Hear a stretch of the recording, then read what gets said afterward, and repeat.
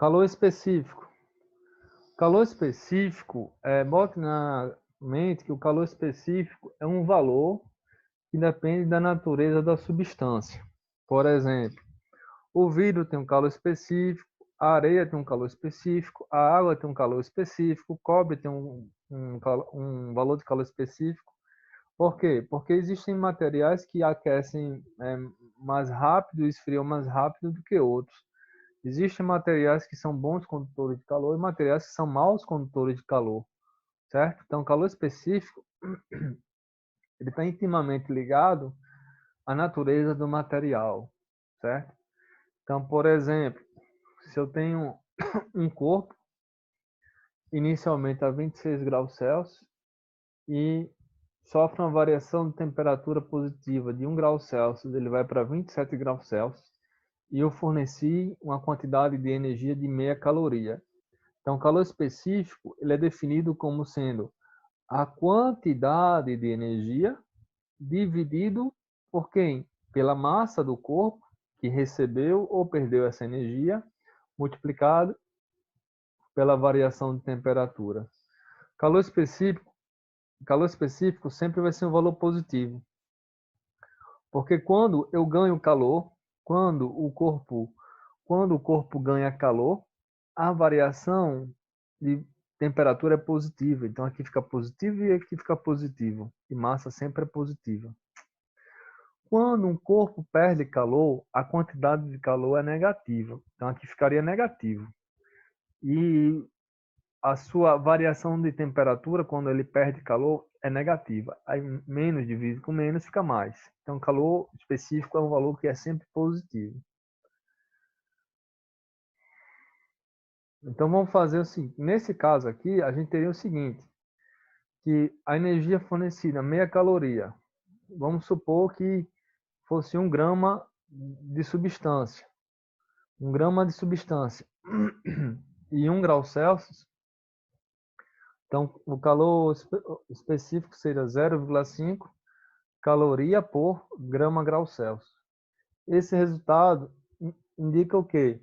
Que para variar a temperatura de 1 grama desse material que compõe esse corpo em 1 grau Celsius, a gente precisa fornecer meia caloria de energia. Então, calor específico, ele tem no interior dele a massa também. Enquanto a capacidade térmica é só o Q sobre ΔT, calor específico entra o fator massa. A massa também importa também para elevar a temperatura ou diminuir a temperatura de um sistema, de um corpo. Então, a equação fundamental da calorimetria é, é definida para o calor sensível como mc ΔT. Calor sensível é mc ΔT. O pessoal fala que CT. Essa expressão ela nos mostra que a quantidade de calor sensível é diretamente proporcional à massa do corpo, certo? Quanto maior a massa do corpo, maior a quantidade de calor necessário para variar essa temperatura. É proporcional ao calor específico do corpo.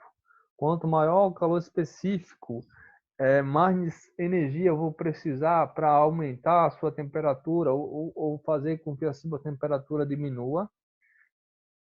E ΔT é a variação de temperatura. Quanto maior a variação de temperatura, maior o calor sensível. Então, calor sensível é como se fosse o preço a ser pago, né? Então, algo que custa R$ 10 e para uma substância e para uma outra substância R$ 1. Então, aqui custa R$ 1 é mais barato. Então, é mais fácil aumentar a temperatura dela, né? Enquanto a de R$ 10 é mais difícil. Aumentar ou diminuir a temperatura. Então, o calor específico é como se fosse um preço, certo? Um custo. Seria um custo energético. Então, para diferenciar, capacidade térmica é calor sobre a variação de temperatura e calor sensível é a massa, calor específico, vezes a variação de temperatura. Como calor é igual ao calor específico, onde tem Q aqui, eu substituí por mc ΔT. Cortando as variações de temperaturas, dividindo o calor específico, eu posso ter uma expressão de capacidade térmica sendo duas equações possíveis para a capacidade térmica. Capacidade térmica pode ser calculada dividindo o calor pela temperatura, essa equação aqui, ou a capacidade térmica pode ser calculada multiplicando a massa pelo calor específico. Calor específico, eu posso calcular dividindo a energia, o calor, pela multiplicação de massa e variação de temperatura, ou posso calcular o calor específico dividindo a capacidade térmica pela massa. E aqui são as unidades possíveis. Para a capacidade térmica, caloria por grau Celsius, joule por grau Celsius, joule por Kelvin, e no sistema internacional é joule por Kelvin. Então aqui você vai ter como unidade energia por temperatura. Energia por temperatura, energia por temperatura, energia por temperatura. Calor específico. Energia, massa e temperatura. Então, a gente usa muito caloria por grama grau Celsius. A gente pode usar joule por grama grau Celsius. Ou a gente pode usar joule, massa em quilo, e a temperatura em Kelvin. E a unidade oficial seria essa. Sistema internacional, joule dividido por massa, quilo e temperatura em Kelvin. Isso aqui é muito usado no nível superior. Né? No nível médio, a gente usa mais caloria por grama grau Celsius. Vamos fazer exercícios, certo? Exercício 1. A respeito dos conceitos de capacidade térmica e calor específico, marque a alternativa correta. Afirmação A. A capacidade térmica refere-se à substância, enquanto o calor específico depende da quantidade de substância existente. Não, é o contrário. Ele inverteu aí os conceitos, né? Então, a capacidade térmica depende da quantidade de substância. E o calor específico se refere à substância. B. A capacidade térmica é a quantidade de calor necessária para que 1 grama de substância eleve sua temperatura em 1 grau Celsius. Esse aqui, na verdade, é o conceito de calor específico. Se você tocar aqui capacidade térmica por calor específico, estaria correto. Então é falso, porque aqui está a capacidade térmica. Se o calor específico é fruto da razão entre a quantidade de calor recebida por um corpo e o tempo gasto na troca de energia. Falso.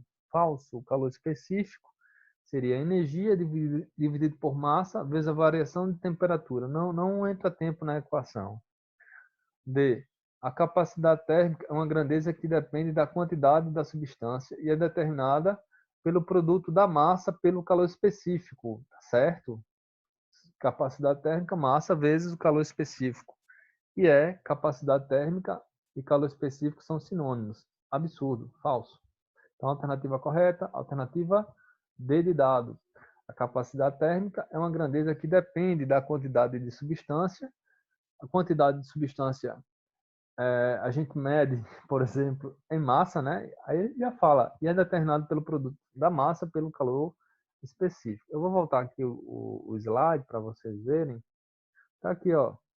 Essa equaçãozinha aqui, ó. Capacidade térmica, a massa vezes o calor específico. Então, no slide anterior já tinha a resposta.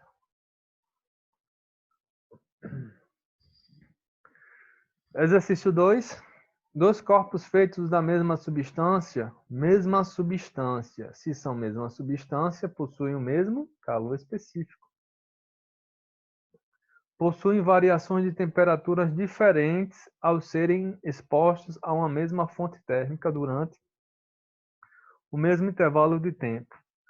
A grandeza que explica essa diferença na variação de temperatura, mesmo que os elementos sejam da mesma substância, ora, o calor específico é porque são da mesma substância. Isso não explica a diferença de aquecimento. Então, se é a mesma substância, eles têm a mesma densidade. Se a mesma substância tem o mesmo coeficiente de dilatação, né? Agora, o volume em si não é dado aí volume. mas o volume também depende do que? Depende da massa, né? E massa e calor específico equivale à capacidade térmica do corpo, né? Então, é como se tivesse um bloquinho de cobre e outro bloco de cobre, colocam ambos no mesmo forno e um bloco de cobre ele aqueceu mais que o outro. Então, a explicação possível é que o bloco que aqueceu fosse um bloco menor e o bloco maior demorou mais a aquecer. Por quê? Porque tem mais massa. E como massa vezes calor específico é capacidade térmica, tem capacidades térmicas do quê? Diferentes, certo? Em breve terá uma listinha de exercícios no sistema e por hoje é